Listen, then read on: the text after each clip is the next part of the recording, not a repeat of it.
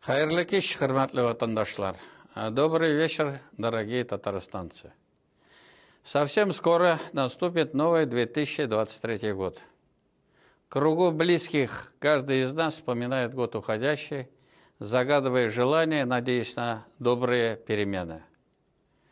Яңа ел иң көтелгән һәм яраткан бәйрәмнәрнең берсе.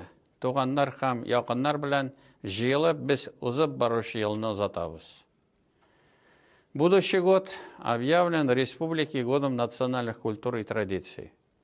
Татарстан стал домом для представителей 173 национальностей. Люди – наше главное богатство. Без һәр вакыт бергә булырга, бер-беребезгә ярдәм итәргә, туган илебезне сакларга тиеш. В любые времена новогодняя ночь всегда полна надежд и веры в лучшее. Пусть все ваши желания сбудутся, бәхетле булыгыз, яңа ел белән, с новым 2023 годом.